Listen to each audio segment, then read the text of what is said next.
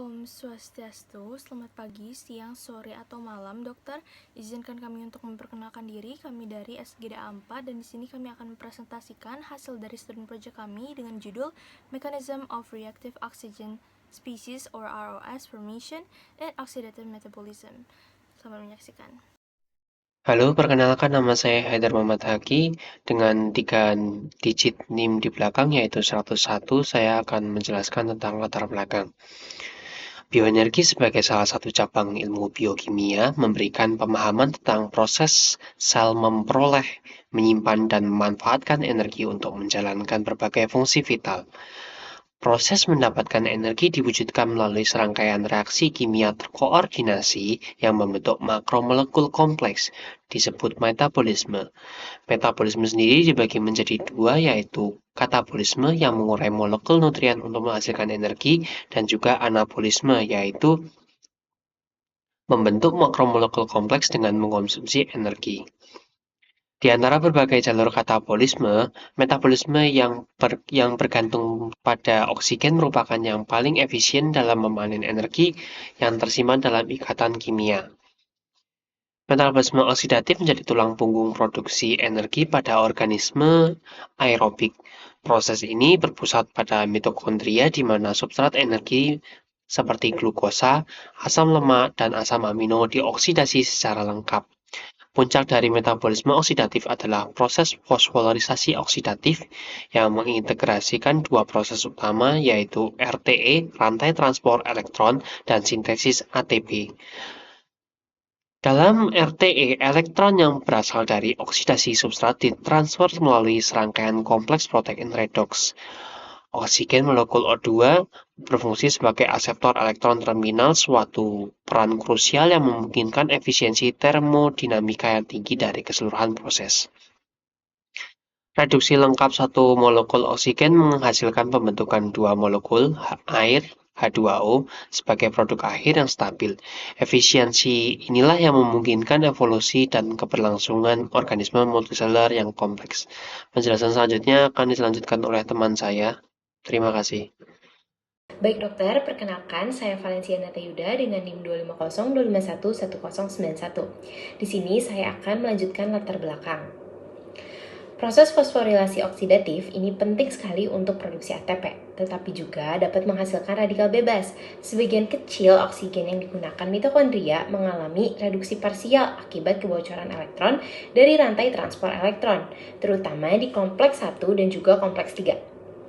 Elektron yang bocor membentuk radikal superoksida yang kemudian dikonversi menjadi H2O2 oleh enzim SOD. Dalam kehadiran Fe2+, H2O2 ini dapat membentuk radikal hidroksil melalui reaksi yang bernama Fenton. ROS berperan dalam sinyal seluler dalam kadar normal, namun produksinya juga yang berlebihan memicu stres oksidatif dan juga kerusakan pada sel. Terima kasih. Terima kasih atas kesempatan yang telah diberikan kepada saya. Perkenalkan, nama saya Putu Amrita Gayatri dengan NIM 25025111085. Menyambung pemaparan yang telah disampaikan teman saya, ROS sebenarnya berfungsi sebagai sinyal intraseluler yang mengatur proses seluler. Nah, masalah itu timbul ketika produksinya itu berlebihan dan tak terkendali, menuju suatu kondisi yang disebut dengan stres oksidatif. Dan hal ini memiliki potensi sitosis. Nah, untuk mengantisipasi hal tersebut, sel kita dilengkapi dengan sistem pertahanan antioksidan. Stres oksidatif pada dasarnya adalah suatu kondisi gangguan yang disebabkan oleh peningkatan produksi ROS yang masif atau kegagalan sistem antioksidan.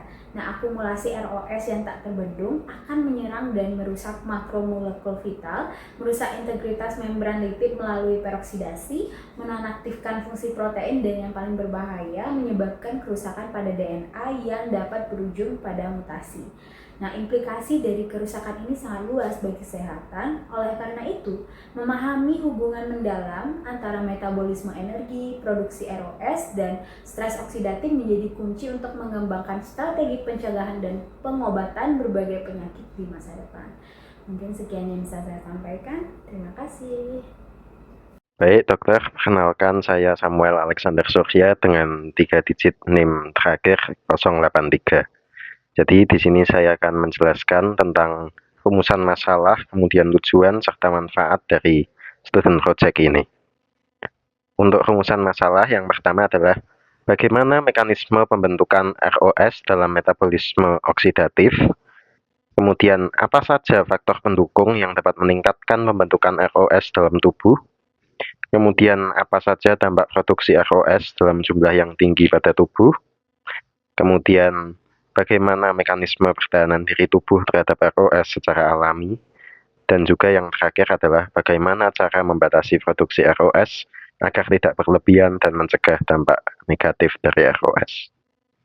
Kemudian untuk tujuannya adalah mengetahui mekanisme pembentukan ROS dalam metabolisme oksidatif, kemudian mengidentifikasi faktor pendukung yang dapat meningkatkan pembentukan ROS dalam tubuh manusia, kemudian mendeskripsikan dampak pembentukan ROS berlebih pada tubuh manusia, kemudian mendeskripsikan mekanisme pertahanan diri alami tubuh terhadap ROS, dan juga menganalisis cara membatasi produksi ROS secara berlebihan dan mencegah dampak negatif dari ROS. Kemudian untuk manfaat dibagi menjadi dua bagian, yaitu yang pertama adalah manfaat teoritis, yaitu meningkatkan pengetahuan tentang mekanisme pembentukan ROS, bahaya, serta cara pencegahannya. Kemudian ada juga manfaat praktisnya, yaitu menjadi acuan dalam menjaga kesehatan tubuh dengan menghindari produksi ROS secara berlebihan dan juga menumbuhkan kewaspadaan terhadap ROS dan bahayanya bagi tubuh manusia. Baik, mohon izin dokter, perkenalkan saya Aurea Syeda Qurani dengan 3 digit NIM terakhir 097. Di sini saya akan memberikan overview singkat mengenai ROS atau Reactive Oxygen Stress. Jadi, Reactive Oxygen Stress adalah sebuah molekul reaktif yang berbasis oksigen. Biasanya terdiri dari 2 atom oksigen atau O2, air, dan hidrogen peroxide. Nah, contoh dari ROS sendiri meliputi hidroksil, superoxide, ozon, dan lain-lain. Nah, ROS ini jenisnya banyak sekali dan tiap jenis memiliki fungsi yang berbeda-beda. Ada ROS yang bisa digunakan sebagai sinyal sel dan sistem pertahanan tubuh, tetapi ada juga jenis-jenis ROS yang justru bisa menyebabkan kondisi patologis atau berbagai penyakit. Secara teknis, ROS terdiri dari radikal bebas dan non-radikal bebas. Radikal bebas biasanya berkorelasi dengan satu atau beberapa elektron yang tidak memiliki pasangan di tubuh, sehingga dapat menyebabkan toksisitas apabila dalam jumlah berlebih. Dan non-radikal itu sangat mudah dikonversi menjadi radikal bebas, sehingga juga bisa menyebabkan toksisitas bagi tubuh. Mohon izin dokter, perkenalkan nama saya Chelsea Gabriela Marta Taktobulang dengan nomor digit terakhir 077.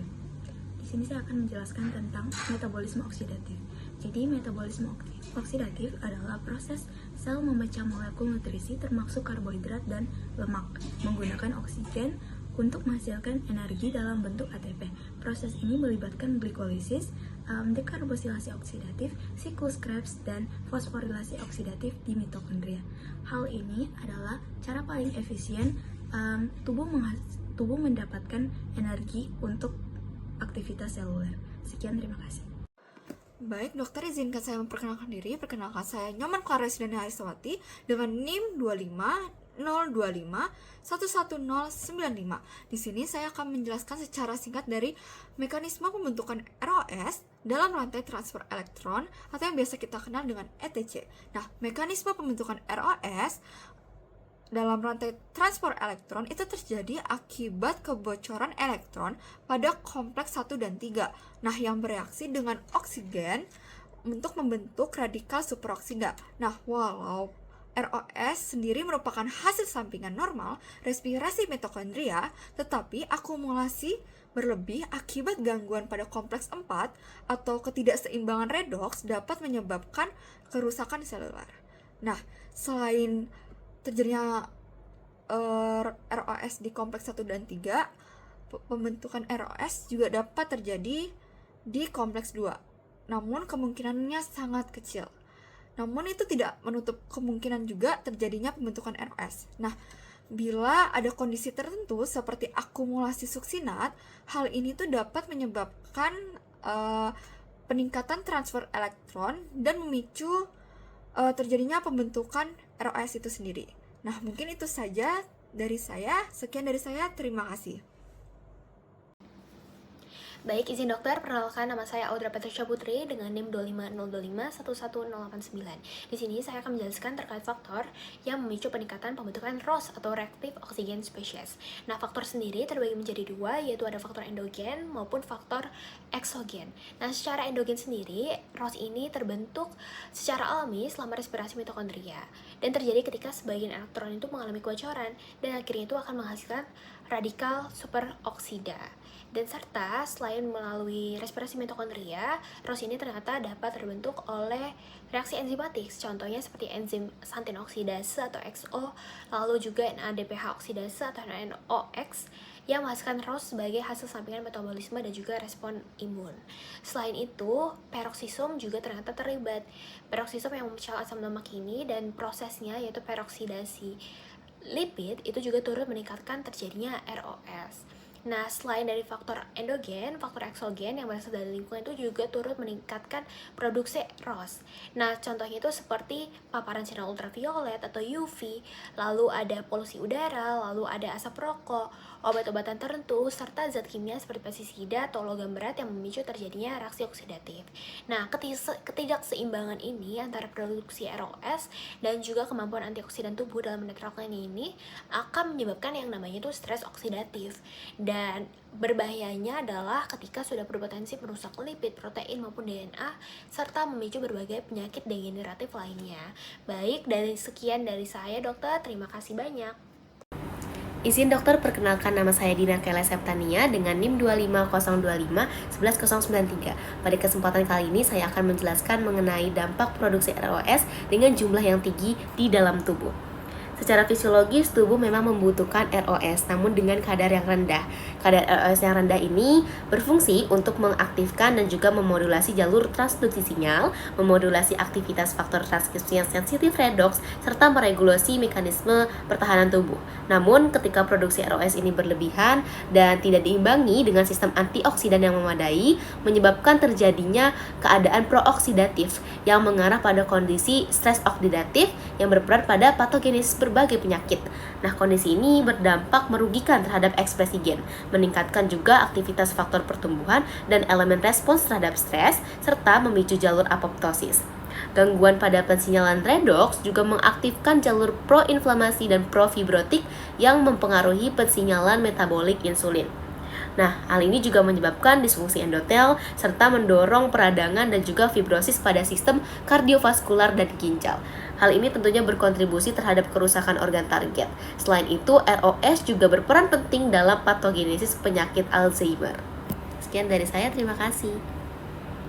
Baik dokter, izin memperkenalkan diri. Perkenalkan, nama saya Haidar Gumel Hayden dengan NIM 25025111087. Di sini saya ingin sedikit menambahkan dari rekan saya sebelumnya, yaitu tentang dampak produksi ROS dalam jumlah tinggi di dalam tubuh.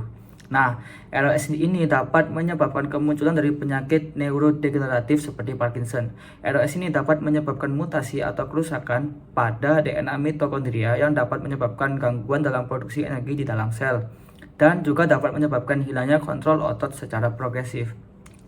Nah, proses itu dapat mempercepat kematian dari sel saraf dan juga dapat memperburuk gangguan motorik yang dialami oleh pasien Parkinson itu sendiri. Nah, ROS ini juga bisa menyebabkan gangguan pada kesehatan sperma. ROS yang berlebihan tidak dapat dikendalikan oleh sistem antioksidan dan dapat mempengaruhi kesuburan pria dan juga dapat mengganggu parameter kualitas dari sperma. Mungkin cukup sekian dari saya. Terima kasih dokter. Mohon izin dokter, perkenalkan saya Putri Diana Tadwani dengan 3 digit NIM terakhir 079. Jadi di sini saya akan menjelaskan mengenai sistem pertahanan tubuh dalam mencegah stres oksidatif akibat dari ROS. Jadi tubuh menggunakan antioksidan dalam mencegah stres oksidatif, yang dimana antioksidan ini terdiri dari antioksidan enzimatik dan juga antioksidan non-enzimatik. Jadi antioksidan enzimatik terdiri dari SOD atau superoxide dismutase, yang dimana fungsinya adalah untuk mengubah superoksida menjadi hidrogen peroksida dan juga oksigen. Selanjutnya adalah katalase, yang dimana katalase ini berfungsi dalam menguraikan hidrogen peroksida menjadi air dan juga oksigen. Dan yang terakhir adalah glutathione peroksidase, yang dimana fungsinya adalah untuk mengubah hidrogen peroksida menjadi air dan juga GSSG atau glutathione teroksidasi. Selanjutnya adalah antioksidan non-enzimatik, yang dimana antioksidan non-enzimatik ini lebih banyak kita dapat temukan dari nutrisi atau makanan-makanan yang kita konsumsi sehari-hari, yang dimana terdiri dari alpha-tocopherol atau vitamin E, yang fungsinya adalah untuk mencegah peroksidasi dari membran fosfolipid. Dan selanjutnya ada ascorbic acid atau vitamin C yang berfungsi dalam menangkal radikal bebas dan menghambat peroksidasi lipid. Dan yang terakhir adalah karotenoid, yang dimana karotenoid ini terdiri dari beta karoten dan juga likopen. Jadi beta karoten ini bekerja untuk mematikan oksigen singkat, dan likopen ini juga merupakan antioksidan yang dimana berperan dalam memberikan warna pada buah dan sayuran. Sekian dari saya, terima kasih. Perkenalkan, nama saya Felicia Putri Gondokusumo dengan nomor induk mahasiswa 25025118081.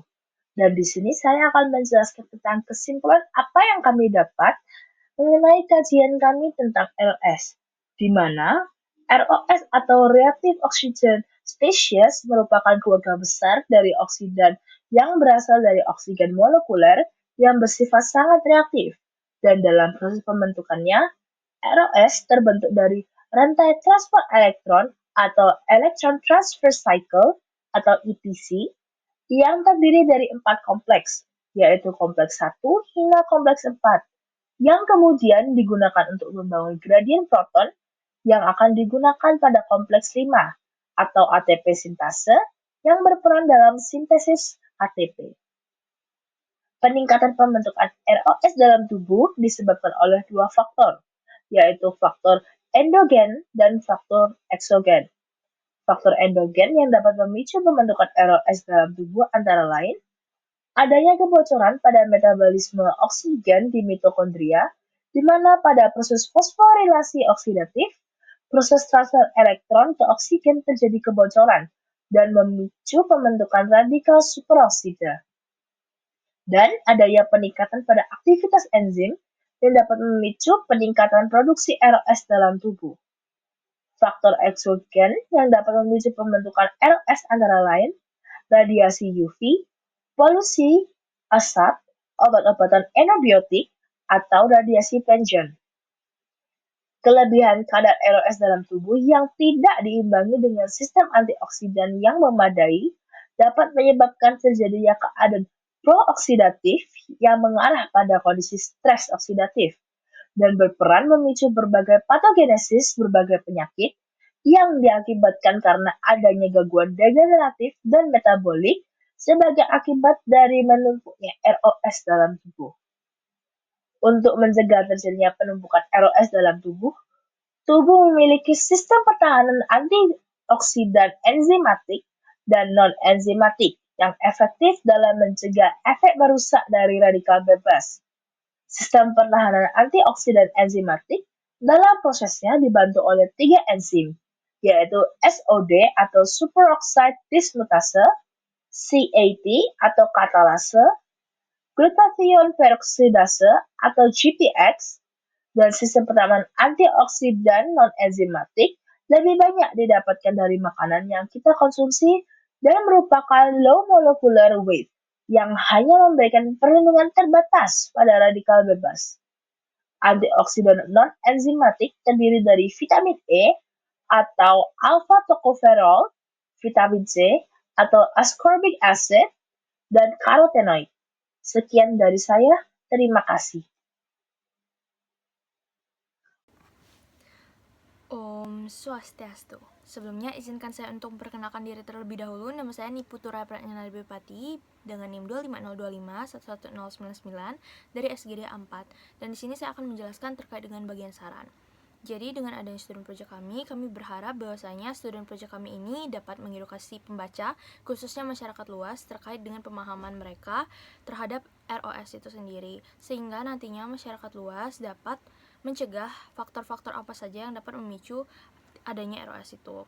Selain itu kami juga berharap bahwasanya masyarakat dapat lebih aware terhadap dirinya sendiri dan mulai menerapkan pola hidup sehat seperti makan makanan yang bergizi, yang mengandung antioksidan, kemudian juga rajin berolahraga dan juga menghindari polutan atau sinar UV yang dapat memicu adanya ROS itu sendiri. Mungkin sekian presentasi yang dapat saya sampaikan, dan ini adalah presentasi terakhir dari kami. Saya juga sekalian tutup dengan Parama Santi. Om Santi Santi Santi Om.